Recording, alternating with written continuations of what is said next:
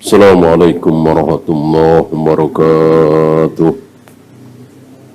Innal hamdalillah nahmaduhu wa nasta'inuhu wa nastaghfiruh wa na'udzu billahi min shururi anfusina wa min sayyiati a'malina. Man yahdihillahu fala mudilla lahu ومن يضلل فلا هادي له أشهد أن لا إله إلا الله وحده لا شريك له وأشهد أن محمدا عبده ورسوله وبعد. Terakhir, kesimpulan para ulama bahwa gua tersebut menghadap ke utara. Kenapa? Karena idza tala'at tazawaru an kahfihim dzatal yamin. Ketika matahari terbit, maka matahari itu menyinari mereka dari sebelah kanan. Wa idza gharabat, dan ketika matahari tenggelam itu, maka sinar menyinari mereka dari arah kiri. Berarti mereka sedikit mendapatkan sinar matahari. Ya. Dengan keterangan ini disimpulkan bahwa gua tersebut menghadap ke utara. Ya. Kemudian mayyahdihillahu fahuwal muhtad. Orang yang dapat hidayah adalah orang yang dapat diberi hidayah oleh Allah. Jadi ibu jangan salah faham. Orang yang dapat hidayah adalah yang jujur, yang amanah, yang berbakti kepada orang tua, yang dermawan, yang baik hati. Tidak. Orang yang mendapatkan hidayah adalah karena diberi hidayah oleh Allah. Berapa banyak orang yang jujur, amanah, baik hati, dermawan, tapi kekal di neraka selama-lamanya. Entah berapa juta, berapa miliar orang jujur, amanah, baik hati, dermawan, tapi kekal di neraka selama-lamanya. Kenapa? Karena tidak mendapat hidayah. Tidak beriman. Ya. Orang yang tidak beriman, namanya apa, Bu? Orang yang tidak beriman, namanya apa, Bu? Iya, kafir. Orang kafir tidak akan masuk surga. Berarti kekal di neraka selama-lamanya. Bisa juga kata Allah, orang kafir itu masuk surga kalau sudah ada apa? Ingat kemarin? Bisa, orang kafir masuk surga bisa kalau sudah ada unta. Kalau sudah ada unta masuk lubang jarum. Hatta yadidal jamalu fi sammil khiyat. Kalau sudah ada unta bisa masuk lubang jarum, nah orang kafir bisa masuk surga. Berarti mustahil nggak? Mustahil. Kan mustahil unta segede itu, lubang jarum sekecil itu. Mustahil. Ya. Siapa orang kafir? Nah, ini banyak yang salah nih. Siapa orang kafir? Iya, ya kalau tidak beriman agak kurang jelas ya. Yang jelas apa? Tunjuk aja tunjuk, tapi bukan orangnya ya. Agamanya, kelompoknya. Orang kafir adalah orang kafir adalah semua orang yang Saya nggak bisa jawab. Orang kafir adalah semua orang yang tidak beragama Islam. Jadi orang Hindu kafir bukan, Bu? Kafir. Orang Buddha kafir. Yahudi, Nasrani kafir. Ya. Hampir semua agama, bukan hampir semua kali ya. Semua agama punya istilah sendiri untuk orang-orang di luar agama mereka. Saya pernah dengar orang Hindu itu punya istilah untuk kita-kita yang bukan orang Hindu. Saya lupa apa istilahnya. Orang Buddha punya istilah untuk orang-orang yang bukan Buddha. Yang ibu sering dengar orang-orang Kristen, Nasara. Orang Nasara mengistilahkan orang-orang di luar Nasrani apa? Iya, domba-domba yang sesat. Jadi kita semua ini domba-domba, kata mereka. Domba sesat lagi. Kan jelek banget itu. Ya kita nggak marah. Ya biarin aja urusan mereka. Kita dibilang apa kek? Nah, sementara kita punya istilah sendiri untuk orang Buddha, Hindu, Konghucu, Yahudi, Nasrani. Kita Islam punya istilah apa? Kafir. Nah sekarang kafir itu bahasa Indonesia apa bahasa Arab? Kafir itu bahasa Indonesia apa bahasa Islam? Bahasa Islam, bahasa Arab. Bahasa Islam kan bahasa Arab, bukan bahasa Indonesia. Maka nggak pantas kalau mereka marah dibilang kafir. Orang kafir itu bahasa Islam kok. Kafir itu istilah Islam. Gitu. Untuk siapa? Untuk siapapun yang non-Muslim itu namanya kafir. Ya mereka nggak boleh marah. Mestinya mereka nggak tahu kafir itu apa sih. Gitu. Pak Ustadz tadi nyebut-nyebut kafir. Kafir apaan sih? Ya kafir itu yang tidak Islam. Gitu. Yang tidak Islam namanya kafir. Oh berarti saya ini kafir? Iya. Oh ya deh, saya kafir aja lah daripada saya Islam. Dan begitu. Nah mereka nggak mau masuk Islam kan? Orang Buddha, orang Hindu, orang Kristen nggak mau masuk Islam. Mendingan saya kafir daripada saya masuk Islam. Kan begitu. Ya kan? Pokoknya kalau nggak masuk Islam namanya kafir. Gitu. Jadi bagi mereka kafir itu ya bagus, orang nggak Islam kok. Kalau Islam kan jelek. Gitu. Kalau menurut mereka Islam itu benar, baik, ya mereka akan masuk Islam. Kan begitu kan? Ya semua agama kan begitu. Ketika seseorang berkeyakinan Hindu, tentu dia yakin di luar Hindu itu sesat, batil. Begitu pula ketika orang Buddha, dia memeluk agama Buddha, tentu di luar Buddha kafir, di luar Buddha salah. Ya. Nah, mosok kita nggak boleh meyakini bahwa Islamlah satu-satunya agama yang benar, di luar Islam salah. Kata siapa? Kata Al-Quran, inna dina indallahil Islam, agama yang akan diterima oleh Allah hanyalah Islam. Wa may yabtaghi ghairal islami dinan fala yuqbala minhu. Barang siapa mencari memeluk agama selain Islam, tidak akan diterima. Wa huwa fil akhirati minal khasirin, dan dia menjadi orang yang rugi nanti di akhirat. Oleh karena itu wajib bagi kita untuk beragama Islam dengan sebenarnya, tidak boleh ragu. Kalau ragu agama Islam itu benar, maka dia akan menjadi kafir. Ya. Dengan demikian kita harus tahu kafir itu apa.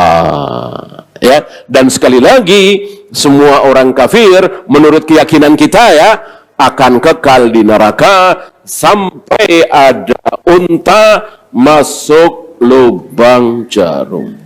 Ya, kita lanjut 18. Wa tahsabuhum ayqadha engkau mengira bahwa mereka itu terbangun. Ya. Jadi seandainya engkau wahai Muhammad melihat saat mereka tertidur, 7 pemuda itu tertidur bersama anjingnya, engkau akan mengira bahwa mereka itu terbangun. Kenapa?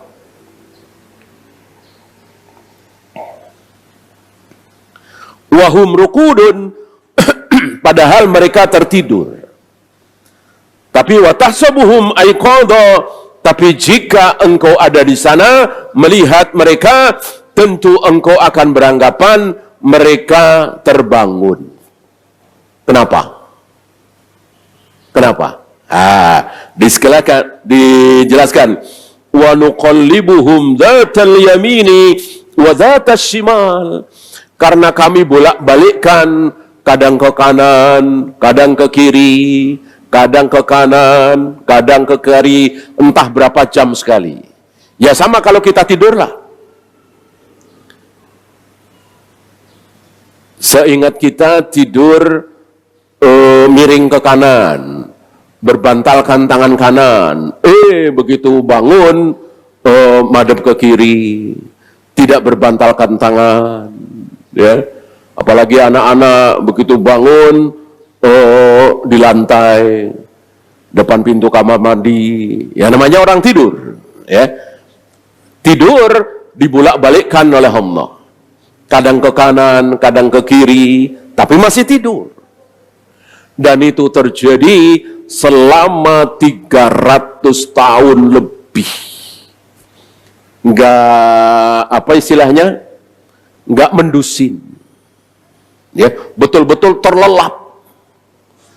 Kalau kita tidur semalaman saja 6 jam, 5 jam, biasanya hampir dipastikan ada terbangunnya, ada mendusinnya. Dan sunnah bagi kita ketika kita terbangun mendusin, meludah ke kiri, meludah tipis ke kiri. Kalau kita terbangun gara-gara mimpi buruk, mimpi tenggelam, mimpi terbakar, mimpi dibunuh orang, mimpi membunuh orang, pokoknya mimpi buruk. Ya. Mimpi buruk sama dengan keburukan terjaga. Ya. Membunuh kan buruk, dibunuh buruk, berbohong buruk, berzina buruk, berjudi buruk. Maka ketika kita mimpi, itu mimpi buruk. Ketika kita mimpi buruk, pasti dari setan. Masih ingat 3 macam mimpi ya? Salah satu mimpi dari setan.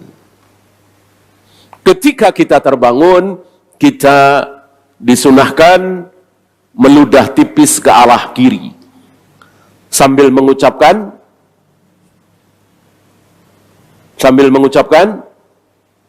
a'udzu billahi minasyaitonir rajim, atau a'udzu billahi samiil alim minasyaitonir rajim, atau a'udzu billahi samiil alim minasyaitonir rajim min hamzihi wa nafthihi wa nafthihi. 3 macam ta'awud yang diajarkan oleh Nabi sallallahu alaihi wasallam. Lebih baik lagi ambil air wudhu. Kemudian salat malam. Salat malam ada berapa? Salat malam ada berapa? Ada 2. Apa dan apa? Tahajud dan witir. Ya. Jika dijumlahkan maksimal 11. Bolehkah kurang dari 11? Boleh. Bolehkah lebih dari 11? Tidak boleh. Tidak boleh.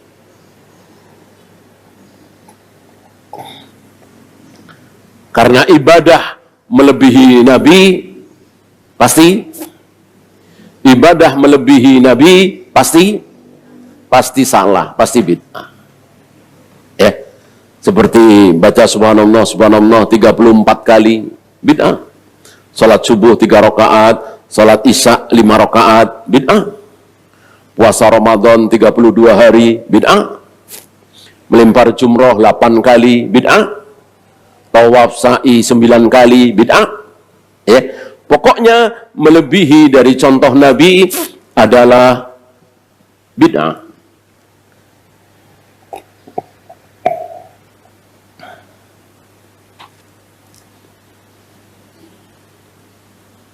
Wa kalbuhum basitun dira'aihi bil wasid. Sementara anjing mereka, anjing salah satu dari mereka, jadi bukan milik bersama. Jadi di antara 7 pemuda itu salah satunya punya anjing. Diriwayatkan bahwa dia tukang masak atau anak dari tukang masak di istana. Kan ini masih muda semua, remaja ya, belia. Dia punya anjing. Nah, biasa anjing itu kan setia dengan tuannya. Kemana tuannya pergi diikuti.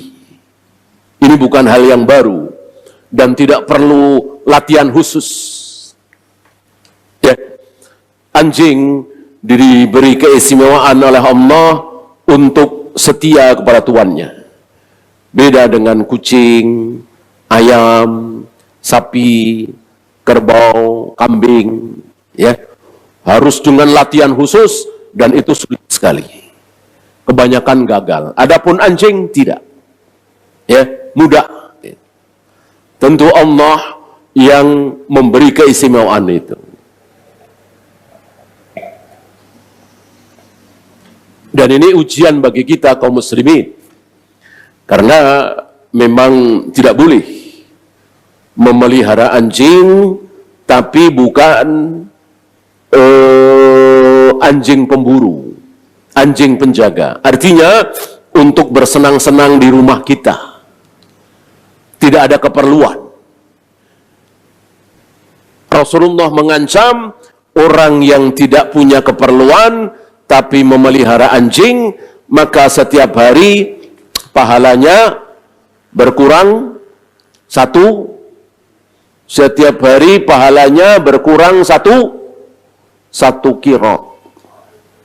1 kirot. 1 kirot sebesar apa, Bu? Gunung Uhud. Sama ketika kita menyolati mayat, sekali menyolati mayat, pahalanya 1 kirot. Kalau mengantarkan ke jenazah, tambah 1 kirot lagi. Adapun memelihara anjing, dan anjing itu tidak ada gunanya, cuman buat senang-senang, bukan anjing penjaga, bukan anjing pemburu, maka setiap hari pahala kita berkurang 1 kirot. Ya. Apakah syariat ini sudah ada hari itu? Kita tidak tahu. Mungkin belum ada. Ya. Kan ada beberapa perbedaan antara syariat Nabi Muhammad dengan syariat Nabi Isa, fikihnya Nabi Muhammad dengan fikihnya Nabi Harun, Nabi Musa, Nabi Ibrahim. Waktu itu pernah kita bahas fikihnya Nabi Ibrahim, syariatnya Nabi Ibrahim. Barang siapa yang mencuri lalu dia ketahuan, maka dia harus jadi, maka si pencuri ini harus jadi budak. Budaknya siapa? Budaknya orang yang hartanya dia curi. Maka syariat Nabi Ibrahim ini dipakai oleh Nabi Yusuf, cicitnya ya, anaknya cicit. Dipakai oleh Nabi Yusuf sebagai cara supaya adiknya itu, adik seayah seibu, Bunyamin, tetap tinggal di Mesir bersama Nabi Yusuf. Ya. Maka dibikinlah tipu daya seolah Bunyamin mencuri. Padahal tidak.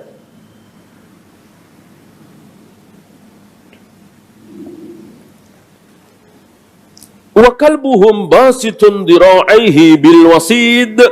Sementara anjing mereka itu membentangkan kedua kaki depan. Kalau istilah kita tangan, ya. Nabi menyebut tangan unta, bukan kaki depan. Ya.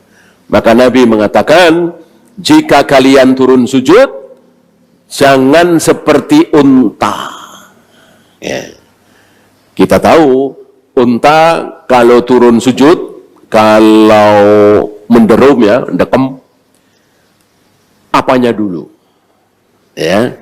Kalau tangannya dulu, maka kita jangan ikut-ikutan. Karena Nabi melarang, jangan kalian turun sujud seperti turunnya unta. Ya. Maka dikatakan di sini dhira. Dhira kan hasta ya. Ini shibr, ini dhira. Itu dibentangkan ke depan. Ya, anjing tidur kan kita tahu. Bagaimana anjing tidur seperti itu. Ya. Bil wasid, di depan pintu gua. Sifat anjing itu memang menjaga tuannya. Karena tuannya sedang tidur di dalam gua, ini si anjing berinisiatif menjaga di depan pintu gua. Agar kalau ada ular misalnya, binatang berbisa misalnya, orang jahat mau masuk misalnya, dihalau oleh anjing. Anjing itu siap mati demi menjaga keselamatan tuannya. Ya. Dan kita tidak tahu kenapa Allah mengharamkan kita memelihara anjing. Padahal kan manfaatnya besar sekali. Dan asyik ya, bisa disuruh, bisa dilatih, bisa tahu anggota keluarga kita, ini orang baru. Kita nggak tahu kenapa Allah melarang kita memelihara anjing, sementara bukan anjing penjaga, bukan anjing pemburu. Cukup bagi kita sami'na wa ata'na. Sami'na wa ata'na. Jangan sami'na wa asayna. Itu Yahudi Bani Israel. Kaum muslimin, ciri khas kaum muslimin diawali oleh para sahabat, sami'na wa ata'na. Law ittala'ta alaihim, seandainya engkau ya Muhammad melihat mereka, seandainya ya, lawallaita minhum firara, pasti engkau akan lari. Pasti engkau akan lari. Ya bayangkan orang tidur ratusan tahun. Taruhlah baru dapat 100 tahun. Tidur 100 tahun. Ya. Kan yang diistimewakan oleh Allah cuman tidak makan, tidak minum, tapi hidup dalam keadaan tidur selama 300 tahun. Cuman itu. Adapun kukunya, rambutnya, kumisnya, jenggotnya dipelihara apa tidak oleh Allah? Tidak. Tidak. Ya, tidak. Jadi ini kembali kepada fitrah manusia. Namanya manusia bertahun-tahun nggak cukur, bertahun-tahun nggak motong jenggot. Jenggot kan sunahnya dipotong segenggam, gitu. Kumis sunahnya dirapikan, jangan terlalu panjang, jangan melebihi bibir. Dikerok habis juga tidak boleh, bid'ah kata Imam Malik. Jadi dirapikan, jenggot dipanjangkan segenggam. Oh, itu ya kita tahu sendirilah. Baru sebulan nggak gunting kuku, udah panjang. Apalagi setahun, apalagi 10 tahun, apalagi ini ratusan tahun. Kayak apa kukunya, kayak apa kumisnya, kayak apa jenggotnya, kayak apa rambutnya. Dibiarkan oleh Allah. Yang tidak dibiarkan oleh Allah adalah tidak makan, tidak minum, tapi hidup. Hanya itu. Di luar itu, maka terjadi biasa. Seperti manusia biasa. Ya. Apa enggak mengerikan itu?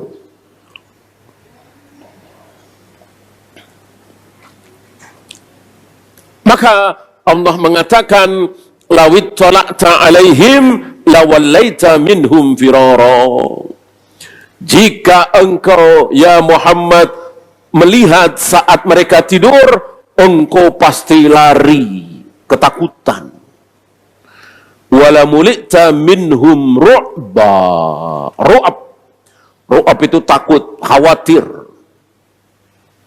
ngeri, menyaksikan pemandangan yang luar biasa dahsyat. Ya, beliau tidak membawakan ayat lain, cuman ayat ini. Setelah satu ayat ini, beliau membawakan beberapa riwayat. Saya bacakan.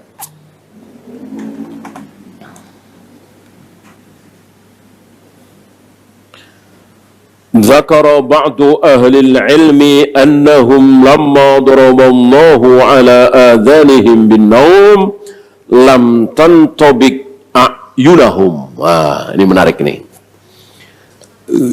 Ketika Allah menutup telinganya supaya tidak mendengar apa-apa. Biasanya kalau mendengar sesuatu kan terbangun. Allah takdirkan tujuh pemuda ini tidak dengar apa-apa. Telinganya ditutup. Gitu. Tapi matanya tidak. Ya. Matanya tidak. Sebab, atau mungkin bisa berkedip gitu ya. Sebab, kalau matanya selama 300 tahun kok merem terus, bahaya. Bahaya. Sangat berbahaya. Maka itulah gunanya kita berkedip. Ibu pernah seharian tidak berkedip? Pernah nggak? Nggak usah sehari, 2 jam nggak berkedip. Bisa? Nggak bisa. Setengah jam dah, atau 5 menit dah, ya nggak bakalan bisa. Pasti mundorot. Ya minimal keluar air mata. Gitu ya. Itu gunanya berkedip. Itu luar biasa. Nikmat Allah itu luar biasa. Ya. Ada saudara kita tidak bisa berkedip, butuh puluhan juta, mungkin ratusan juta untuk berobat. Betapa nikmatnya berkedip, bisa berkedip. Dan itu sudah kita dapatkan setiap hari. Dan kita masih tidak bersyukur.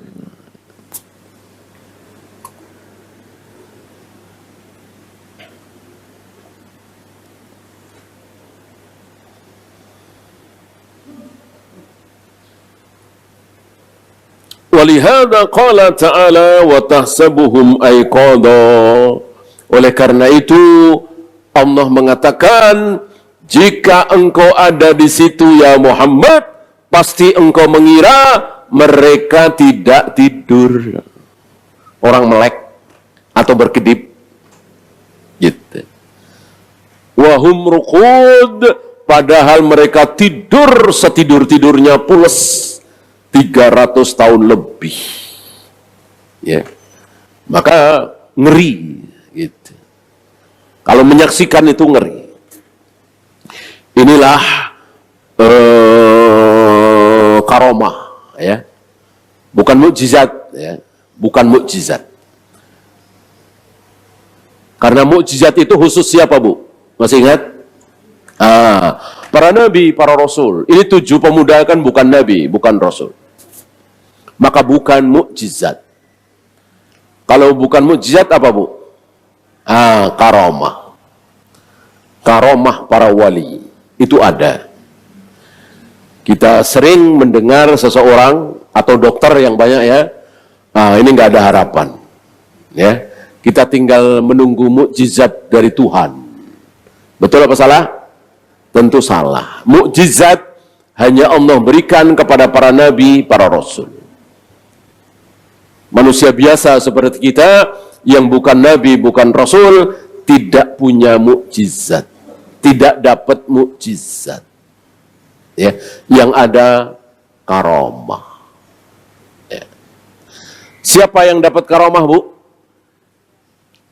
Siapa?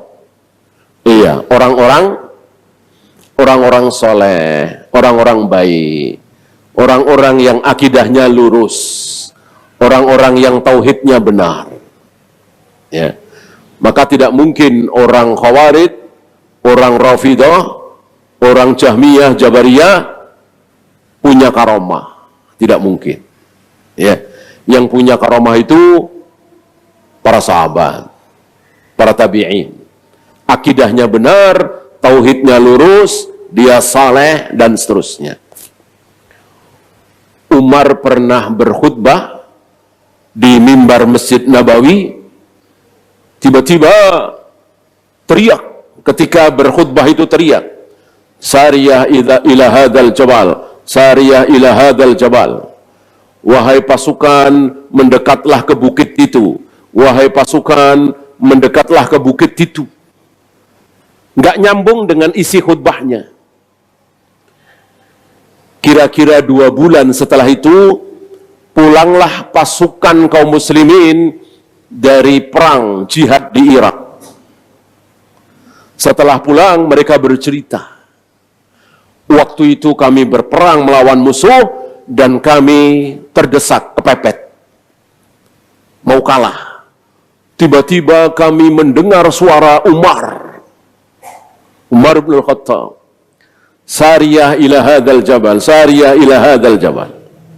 Wahai pasukan, mepetlah, mendekatlah ke bukit itu, mendekatlah ke bukit itu. Kami ikuti suara itu, walillahilham, Allah berikan kemenangan kepada kami. Apa ini? Karomah, bukan mukjizat. Apakah seluruh sahabat dapat karomah? Jawabnya, tidak. Bisa dihitung dengan jari yang dapat karomah. Gitu. Sedangkan sahabat kan 100.000 lebih. Yang dapat karomah bisa dihitung dengan jari. Mungkin belasan, atau mungkin nggak sampai 10. Apakah yang dapat karomah pasti sahabat yang paling mulia? Jawabnya? Jawabnya, tidak. Tidak. Nah, Abu Bakar, siapa yang lebih mulia? Abu Bakar apa Umar? Abu Bakar. Abu Bakar. Ya. Tapi yang dapat karomah Umar. Ya. Bahkan Abu Ayyub Al-Ansari yang pernah dibakar dan tidak mempan. Ya. Ada yang kudanya bisa berjalan di atas air. Padahal derajatnya jauh di bawah Abu Bakar, jauh di bawah Utsman. Maka orang yang mendapat karomah tidak otomatis dia paling mulia. Gitu ya. Bahwa dia orang soleh, orang baik, orang jujur, akidahnya benar, tauhidnya lurus, betul. Tapi pasti dia paling mulia, paling alim, belum tentu. Ya. Ya, mukjizat saja lah. Kan anak kecil, anak-anak kita sering ngomong ya, dengan kedangkalan akalnya, namanya anak kecil, mungkin SD atau SMP. Ya. Mana lebih hebat mukjizatnya Rasulullah apa Nabi Sulaiman? Anak SMP atau mungkin SMA jawabnya, mana yang lebih hebat mukjizatnya Rasulullah apa mukjizatnya Nabi Sulaiman? Tentu Nabi Sulaiman. Bisa bicara dengan binatang, ya, bisa memerintahkan seseorang memindahkan singgasana Ratu Bilqis dalam hitungan detik, bukan detik, kurang dari sedetik. Qabla an tartadda basar, ya, lebih cepat dari kedipan mata. Mungkin nggak sampai setengah detik. Ya, mana lebih hebat? Gitu ya. Nabi Musa tongkatnya bisa membelah lautan. Mana Nabi Muhammad? Nggak ada riwayat punya tongkat bisa membelah lautan. Nah, maka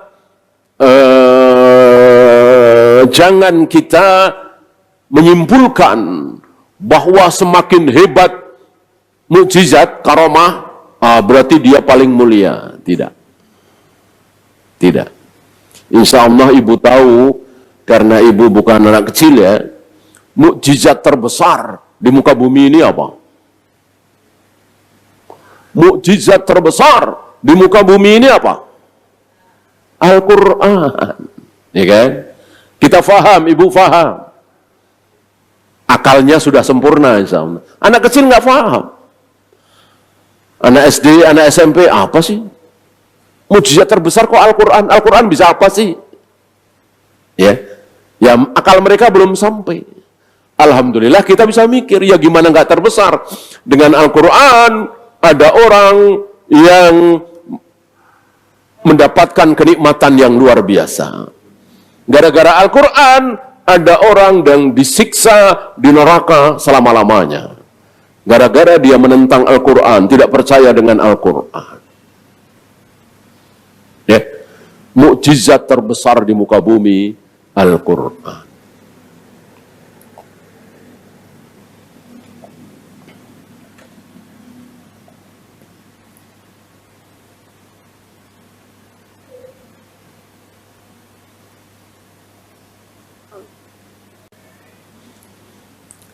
Wa kana julusuhu kharijal bab. Si anjing ini sengaja duduk dan tidur di luar pintu. Itu. Li'annal malaikata la tadkhulu baitan fihi kalbun wala suratun. Karena ada riwayat mengatakan bahwa malaikat tidak mau, malaikat rahmat ya, bukan malaikat azab, bukan malaikat pencabut nyawa, ini malaikat rahmat. Malaikat rahmat tidak mau masuk ke dalam rumah yang di dalam rumah itu ada anjingnya, ada patungnya, ada gambarnya, gambar manusia dan hewan. Pernah satu ketika Rasulullah menunggu-nunggu kedatangan Jibril, karena memang Jibril sudah janji, nanti aku akan datang lagi ke sini ya Muhammad hari anu, ba'da zuhur misalnya ya, memang enggak disebut. Nabi nunggu kedatangan makhluk yang sangat beliau cintai, Jibril, utusan Allah. Kalau istilah kita ya, semenit, 2 menit, 3 menit, 5 menit, nggak datang-datang. 10 menit, 1/4 jam, nggak datang-datang. Maka Nabi tidak curiga dengan Jibril. Nabi curiga dengan rumah beliau. Ini pelajaran bagi kita ya. Kalau kita berhadapan dengan dalil, berhadapan dengan ayat, dengan hadis, lalu kita curiga, wah, jangan-jangan salah nih ayat, jangan-jangan hadis salah nih, hadis sahih ini, kok tidak sesuai kenyataan, maka curigailah akal kita. curigailah logika kita.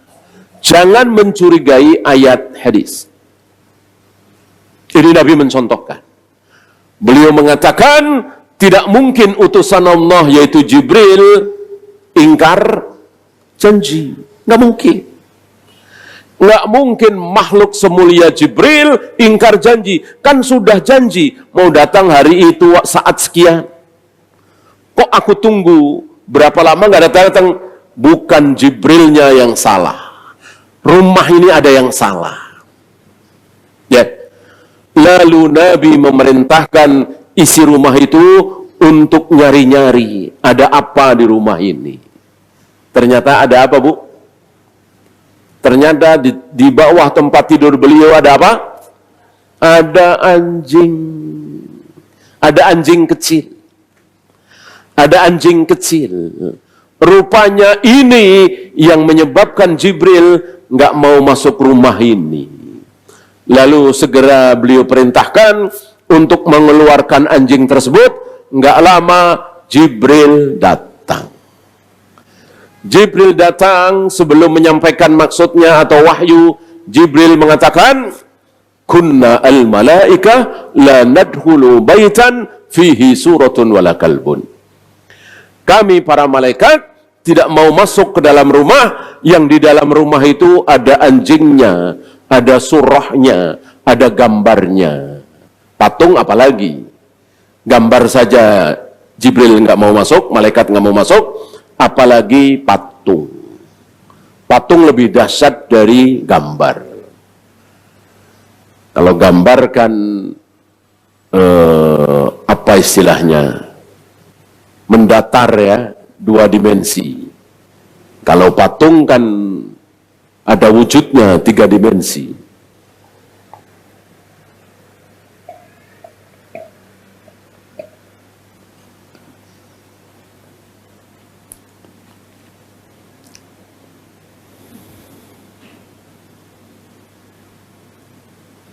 Ada tambahan wala junubun wala kafirun. Cuman tambahan ini menjadi pembahasan para ulama. Ya. Kami tidak mau masuk ke dalam rumah yang ada anjingnya, ada gambarnya, ada patungnya, ada orang kafirnya, ada orang sedang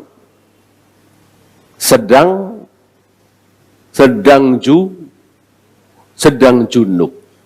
Tapi sekali lagi tentang tambahan ini menjadi pembahasan. Artinya terjadi ikhtilaf. Adapun tentang anjing dan gambar atau patung, ini tidak ada pembahasan. Ya. Betul-betul sahih dalilnya.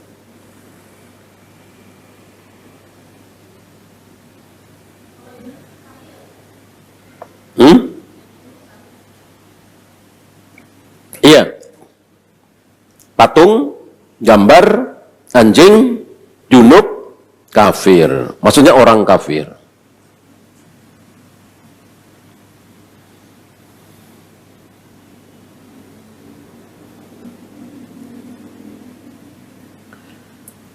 Wa syamalat kalbahum barakatuhum.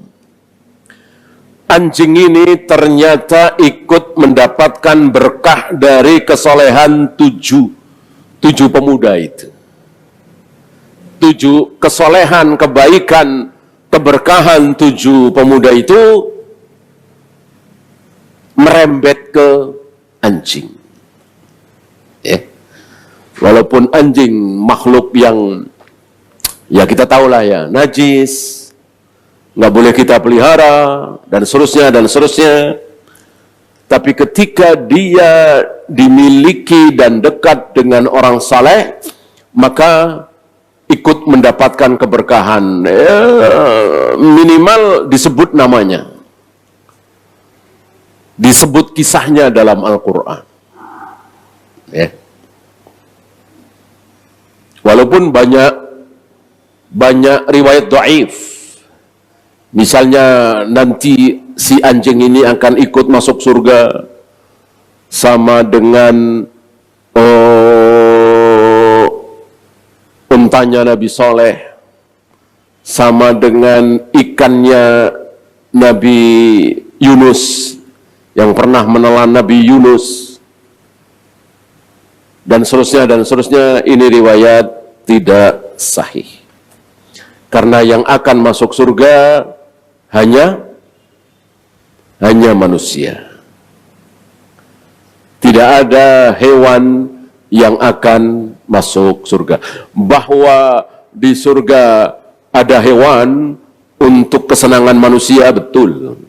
Tapi bukan hewan yang ada di dunia ini.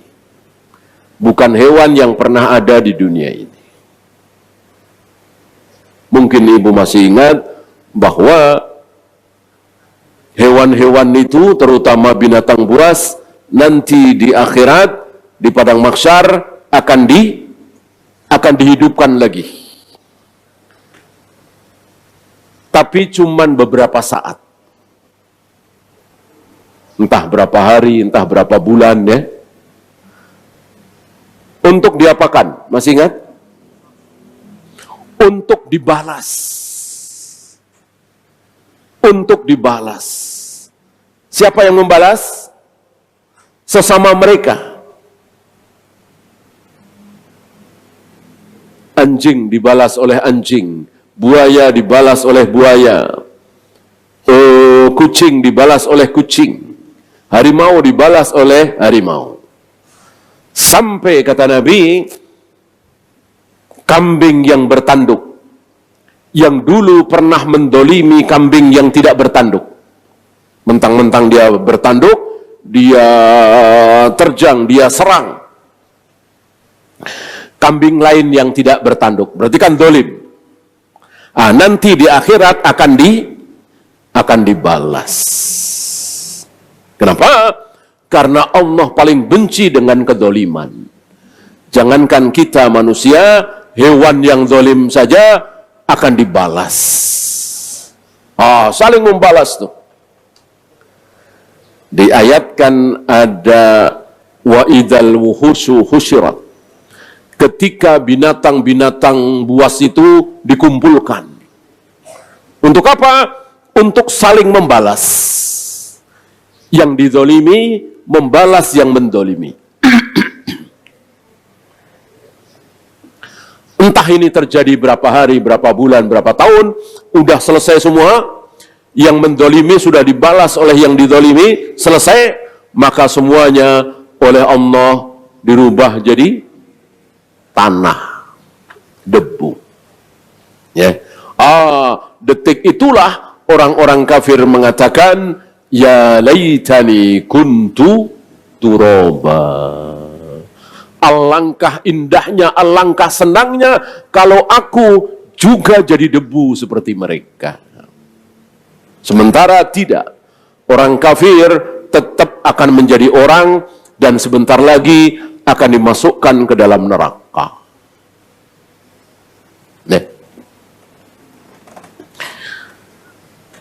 Fa'asabahu ma asabahum minan naumi ala tilkal hal. Allah takdirkan si anjing ini sama dengan 7 pemuda itu. Sama-sama tidur selama 300 tahun lebih. Wa hadza faidatun sahihatul akhyar. Ini manfaat, faidah dari dekat dengan orang soleh, dekat dengan orang baik, dekat dengan orang yang akidahnya benar.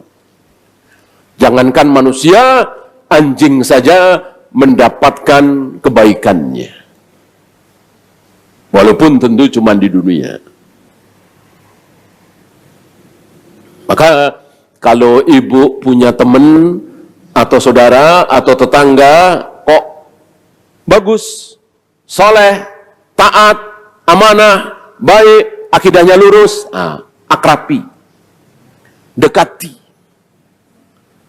Otomatis ibu jangan dekat-dekat dengan orang yang akidahnya rusak. Mengatakan bahwa kita yang masih hidup ini selain dibantu oleh Allah, juga kadang-kadang dibantu oleh orang-orang yang sudah mati. Rusak nggak akidah begini? Rusak serusak-rusaknya. Terancam kafir. Jangan dekati. Jangan dekati. Kecuali ibu yakin bisa merubah mereka, mendakwai dia. Kalau nggak yakin, jangan. Ya. Atau pembohong, penipu. Kalau ibu tahu, jangan dekat-dekat. Dekatilah orang-orang baik.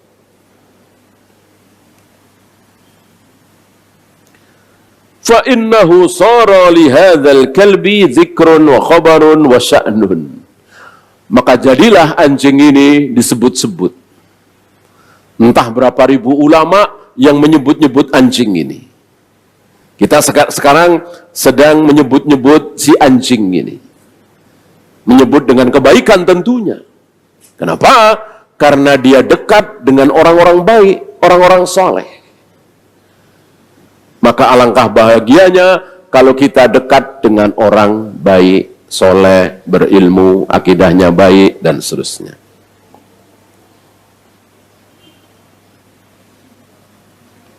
Nah ini tadi ya. Wakila kana kalba tabbaqil malik.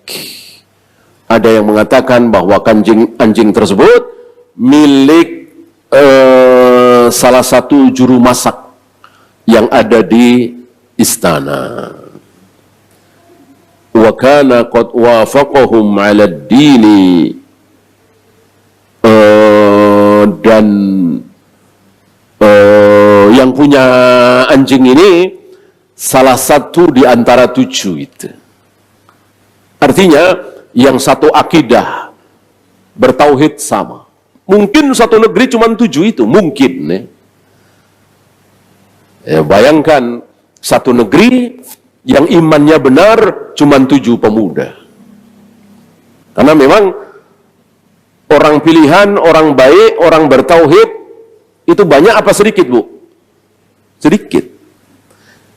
Ibu masih ingat setiap 1000 orang yang masuk neraka berapa? 999. Yang masuk surga cuma 1. Pernah satu ketika ada orang yang beriman di muka bumi ya, bukan di satu kota, di muka bumi, cuma 2. Maksudnya iman yang benar. Siapa, Bu? Selebihnya kafir semua. Yang beriman sesuai dengan kehendak Allah cuma 2. Siapa? Ibrahim dan Sarah, istrinya. Ini belum ketemu Hajar, ya. Otomatis belum ada Ishak, Yakub, dan seterusnya. Ya. Mana dalil? Jadi ketika Nabi Ibrahim dan Sarah, sepertinya pengantin baru ini ya, masih muda dua-duanya. Sebentar lagi mau berhadapan dengan raja yang sangat dolim. Nah, Ibrahim mengatakan, nanti kalau dia bertanya kepada engkau, engkau ini siapanya aku? Jawab saja, saudara. Maksudnya, saudara sesama muslim. Karena yang muslim, yang beriman di muka bumi hari ini, cuman aku dan engkau. Engkau dan aku. Tentu Nabi Ibrahim berbicara tidak salah-salah. Tentu Nabi Ibrahim diberitahu oleh Allah bahwa tidak ada yang beriman sekarang ini kecuali aku dan engkau. Ya.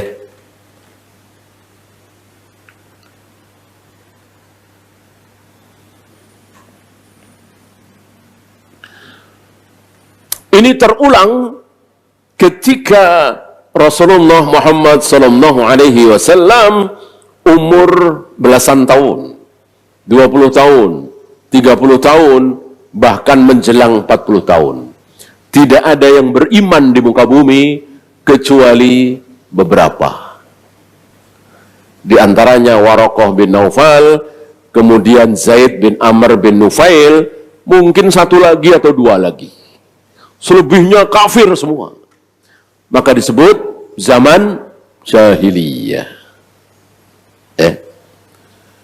Tapi masih mending. Nanti, entah tahun berapa, apa 3000 sekian, apa tahun 4000 sekian, di muka bumi ini, nggak ada yang beriman. Jangankan beriman, orang mengatakan, Allah, nggak ada. Kalau zaman Abu Jahal, Abu Lahab kan banyak. Berapa kali Abu Jahal, Abu Lahab mengatakan, wallahi demi Allah, wallahi demi Allah, itu keluar dari mulut Abu Jahal, Abu Lahab. Karena Abu Jahal, Abu Lahab cinta kepada Allah, memuliakan Allah, menyembah Allah, tapi caranya yang salah. Allah tidak mau terima disembah dengan cara yang salah. Ya sama, kita menyembah Allah, sholat subuh 3 rakaat. Kita menyembah Allah, sholat maghrib 4 rakaat. Kita menyembah Allah, qiyamul lail lebih dari 11. Kita menyembah Allah, sholat tahiyatul masjid 1 rakaat. Diterima enggak? Diterima enggak? Ya enggak. Begitu pula Abu Jahal, Abu Lahab. Abu Jahal, Abu Lahab menyembah Allah, tapi caranya salah. Allah enggak terima. Karena syarat diterimanya ibadah bukan satu, tapi syarat diterimanya ibadah bukan satu, tapi 2. Syarat diterimanya ibadah ada 2. Satu, ikhlas karena Allah. Ya, mungkin Abu Jahal ikhlas karena Allah. Tapi yang 2, caranya harus mengikuti Rasulullah. Caranya harus benar. Benar itu mengikuti Rasulullah. Ya Abu Jahal, Abu Lahab boro-boro menyembah Allah dengan cara mengikuti Rasulullah. Rasulullah dianggap musuh. Gitu ya.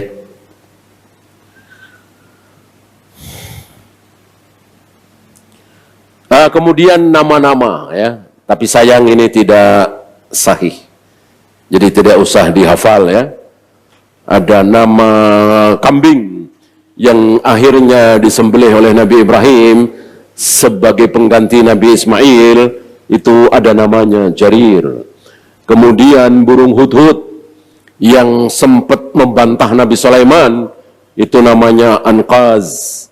Kemudian anjing tadi namanya, pernah dengar? Suka ditulis itu di rumah-rumah orang awam, ya, orang-orang tarekat sufi. Namanya Kitmir, ya. Kemudian anak sapi yang disembah oleh Bani Israel atas tipuan Samiri, itu namanya Bahmud, ya, dan seterusnya. Tapi riwayat ini maudhu, bukan dhaif lagi, maudhu, palsu. Wallahu a'lam. Ya, itu saja. Ada pertanyaan, silakan.